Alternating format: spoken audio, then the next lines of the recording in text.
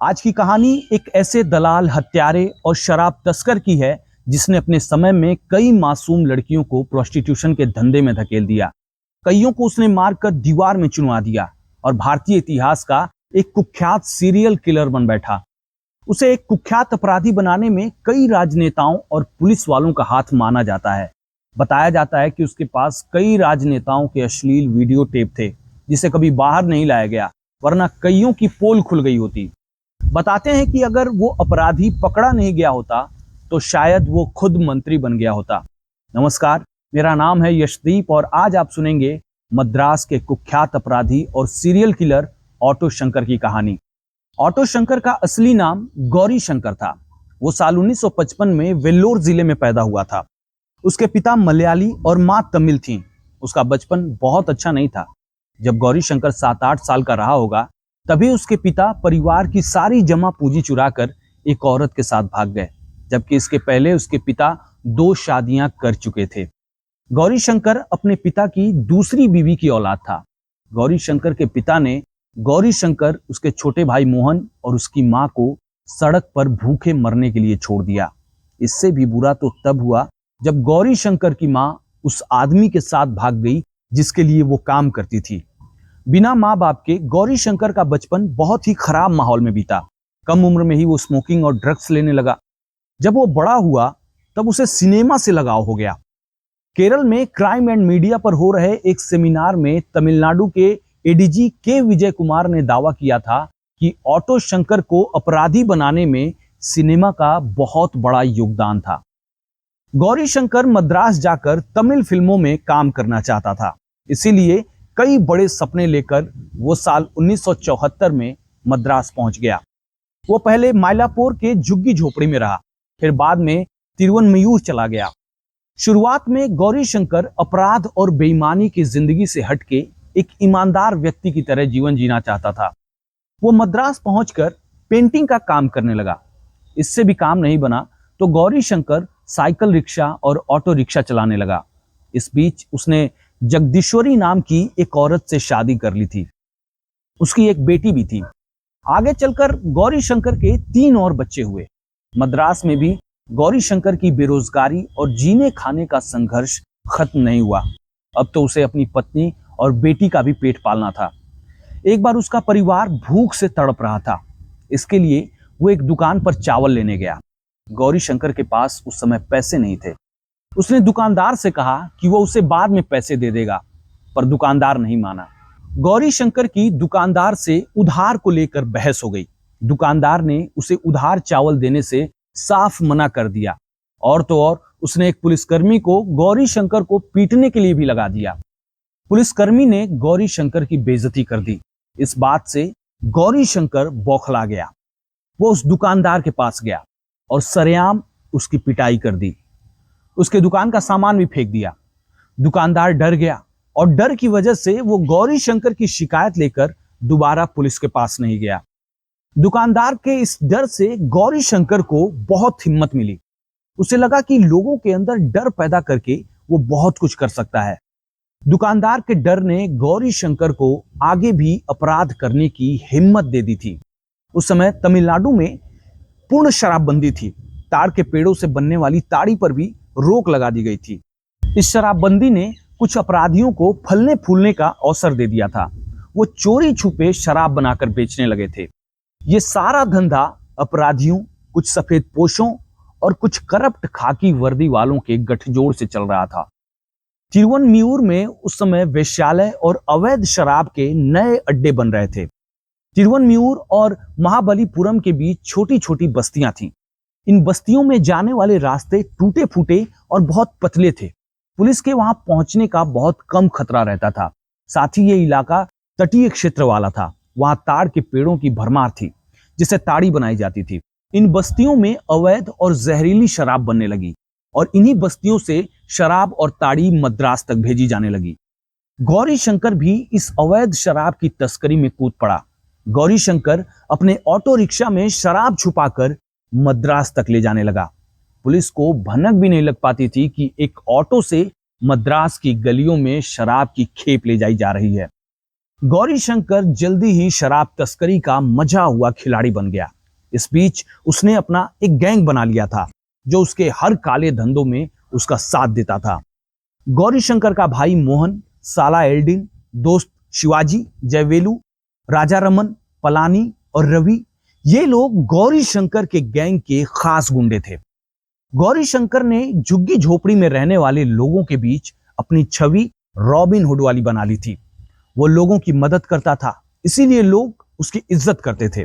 लोग उसे प्रभावशाली व्यक्ति मानते थे क्योंकि एक बार लोगों ने देखा था कि जब वो अपनी कार में था तो कुछ पुलिस वाले उसे सैल्यूट कर रहे थे। एक बार गौरी शंकर अवैध शराब से भरी एक कार ले जा रहा था। उस कार की खिड़की खुली हुई थी। कुछ पुलिस वालों ने उस कार का नंबर पहचान लिया।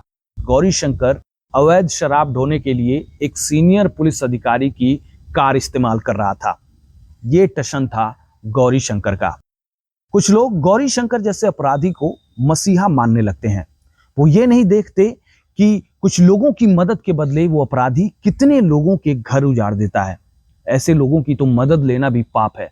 ऐसे कई अपराधियों के उदाहरण आपको देखने को मिल जाएंगे जिनकी सच्चाई जानते हुए भी कुछ लोग उन्हें मसीहा मानने लगते हैं। तो शराब तस्करी के अलावा गौरी शंकर कुछ नया धंधा करना चाहता था जिसमें जोखिम कम होता और मुनाफा बहुत ज्यादा होता। उसका ध्यान मद्रास में बढ़ते देह व्यापार की ओर गया। वो इस धंधे में भी हाथ आजमाना चाहता था। वो अपने गैंग के सदस्यों के साथ ऑटो से सेक्स वर्कर्स को मद्रास के वेश्यालयों तक पहुंचाने लगा। यहीं से उसका नाम ऑटो शंकर पड़ गया। ऑटो शंकर पूरे मद्रास पर एक छत्र राज करना चाहता था। इसके लिए वो एक एक करके अपने प्रतिद्वंदियों को खत्म करने लगा। कुछ को तो उसके गैंग के गुंडों ने खत्म कर दिया और कुछ को उसने पुलिस और राजनेताओं की मिली भगत से खत्म करवा दिया। इसके बाद वो तिरुवनमयूर के काले धंधों का बेताज बादशाह बन गया। उसने 2 जगह खुद का वेश्यालय खोल लिया। एक वेश्यालय पेरियार नगर की झुग्गी बस्तियों में चलता था और दूसरा एलबी रोड के एक लॉज में चलता था। उसे कोई रोकने टोकने वाला नहीं था। जो उसे रोक सकते थे वो खुद उसके गलत धंधों को चलाने में उसकी मदद कर रहे थे। उनका मुंह बंद करने के लिए ऑटो शंकर उनकी जेब गर्म करता रहा। कानून का कोई डर ना होने की वजह से ऑटो शंकर की हिम्मत और हैवानियत बढ़ती गई। वो बेलगाम हो गया। 9 सितंबर 1990 में द इंडियन एक्सप्रेस में छपी एक रिपोर्ट के मुताबिक ऑटो शंकर को अपने वेश्यालय में काम कर रही एक लड़की गीता सुंदरी से प्यार हो गया। जल्दी ही उसने गीता से दूसरी शादी कर ली। गीता चाहती थी कि ऑटो शंकर अपने बुरे कामों को छोड़कर ईमानदारी का जीवन जिए, पर ऐसा हो नहीं सका। आगे चलकर गीता ने खुद को आग लगाकर मार लिया। गीता गई तो ललिता नाम की उसे लड़की मिल गई। वो माउंट रोड पर देवी थिएटर कॉम्प्लेक्स के पास पाल्स कैबरे में डांसर थी। कुछ दिन तक ललिता और ऑटो शंकर के बीच प्यार का खेल चलता रहा, पर ललिता को जैसे ही मौका मिला वो ऑटो शंकर को छोड़कर सुदालाई मुथ्थू के साथ भाग गई। सुदालाई ऑटो शंकर का भरोसेमंद आदमी था और उसके लिए दलाली का काम करता था। ये बात जब ऑटो शंकर को पता चली कि ललिता उसके दोस्त सुदालाई के साथ भाग गई है और दोनों मिलकर वेश्यालय चला रहे हैं, तो उसका खून खौल उठा। ललिता और सुदालाई सीधे सीधे ऑटो शंकर को चैलेंज कर रहे थे। ऑटो शंकर ने किसी तरह ललिता को दोबारा साथ में काम करने का झांसा देकर अक्टूबर 1987 को अपने पेरियार नगर वाले घर पर बुला लिया और उसको मार के उसके टुकड़े टुकड़े कर दिए। उसकी लाश को पेरियार नगर के उसी घर में दफना दिया गया। बाद में ऑटो शंकर ने उस घर को 150 रुपए महीने के किराए पर एक विधवा को रहने के लिए दे दिया। पुलिस के मुताबिक साल 1987 में ललिता ऑटो शंकर की ऑफिशियली पहली ज्ञात विक्टिम थी। सुदालाई मुथ्थू का तो और भी बुरा अंजाम हुआ। ललिता को मारने के 2 महीने बाद ऑटो शंकर ने उसे एक रात खाने पर अपने घर बुलाया। सुदालाई मुथ्थू ने ऑटो शंकर से ललिता के बारे में पूछा कि ललिता कहाँ है। तब ऑटो शंकर ने उसे झूठ बोल दिया कि ललिता वीआईपी गेस्ट के साथ ऑल इंडिया टूर पर गई है। इसके बाद ऑटो शंकर ने सुदालाई मुथ्थू को खूब शराब पिलाई और उसका गला घोंट दिया। इसके बाद उसने घर की छत पर उसे जला दिया और उसकी राख और बची खुची हड्डियों को कंबल में लपेटकर बंगाल की खाड़ी में फेंक आया। ऑटो शंकर की आत्मा मर चुकी थी।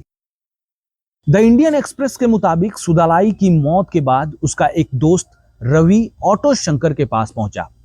वो अपने दोस्त सुदालाई को ढूंढ रहा था। ऑटो शंकर को लगा कि ऐसे तो उसकी पोल खुल जाएगी अगर सब उसके पास सुदालाई को ढूंढने आने लगे तो। उसने इसी डर से रवि को भी मारकर दफना दिया। ऑटो शंकर का जुर्म यहीं खत्म नहीं होता। उसने कई निर्दोष और मासूम लड़कियों को जबरदस्ती वेश्यावृत्ति के धंधे में धकेल दिया था। वो खुद मासूम बनकर लड़कियों को धोखे से अपने ऑटो में बैठा लेता था और अपने ठिकानों पर ले जाकर उन लड़कियों के साथ हैवानियत करता था, उन्हें तड़पाता था, उन पर हर तरह के जुल्म करता था। कहते हैं कि कई सफेदपोश उसके वेश्यालयों में जाते थे या फिर वो खुद अपनी वेश्यालय की लड़कियों को उनके पास पहुंचा देता था।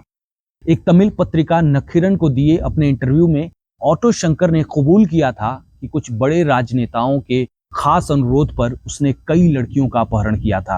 अपहरण के बाद गौरी शंकर उन लड़कियों को सफेदपोशों के पास भेज देता था जो उन लड़कियों के साथ हैवानियत करते थे। हैवानियत के बाद जो लड़कियां अपना मुंह बंद कर लेती थीं, उन्हें छोड़ दिया जाता था, पर जो चुप नहीं होती थीं, उनको मार दिया जाता था। गौरी शंकर ने ऐसी 9 लड़कियों के अपहरण की बात कबूली थी। हालांकि ऑफिशियली इसकी पुष्टि नहीं हुई। ना कभी उन लड़कियों का पता चल पाया और ना ही उन राजनेताओं का कि वो कौन थे। हाँ, एक बार उसने इसी तरह एक शुभ लक्ष्मी नाम की लड़की को अगवा करने का प्रयास किया था, पर वो ऑटो शंकर के खतरनाक इरादों को भांप गई और किसी तरह बचकर वहां से निकल गई। शुभ लक्ष्मी ऑटो शंकर के खिलाफ शिकायत लेकर सीधे पुलिस के पास पहुंच गई। पुलिस ने ऑटो शंकर को गिरफ्तार भी किया, पर पैसों और अपने राजनीतिक पहुंच के दम पर जल्द ही वो आजाद हो गया। पुलिस के पास उस समय ऐसी कई लापता लड़कियों की शिकायतें दर्ज हुई थीं, लेकिन उन पर कार्रवाई नहीं की गई। साल 1988 तक गौरी शंकर ने पेरियार नगर में खुद का कई मंजिला घर बनवा लिया। वीडियो टेप और तस्वीरों से खुलासा हुआ कि उस घर के गृह प्रवेश में कई पुलिस अधिकारी शामिल हुए थे। कभी रिक्शा चलाने वाला गौरी शंकर महंगी कार और महंगी बाइक से चल रहा था। उसने इतने राजनीतिक कनेक्शन बना लिए थे कि उसे कोई हाथ भी नहीं लगा सकता था।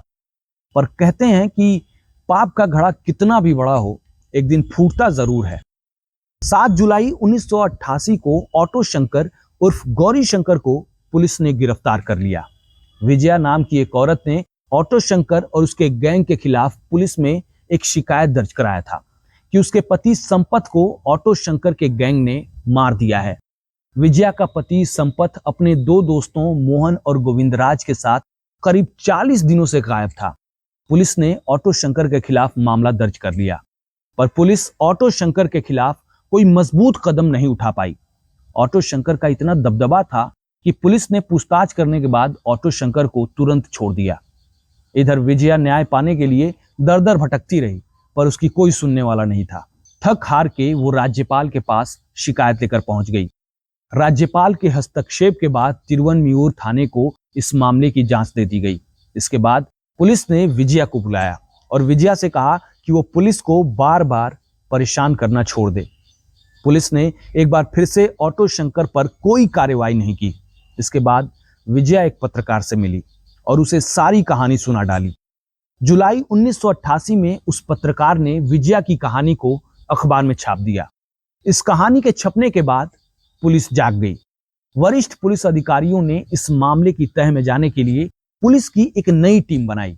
ऑटो शंकर और उसके गैंग के गुंडों से सख्ती से पूछताछ करने पर ऑटो शंकर के गुनाहों का पर्दाफाश हो पाया। ऑटो शंकर ने अपने सारे गुनाह कबूल कर लिए।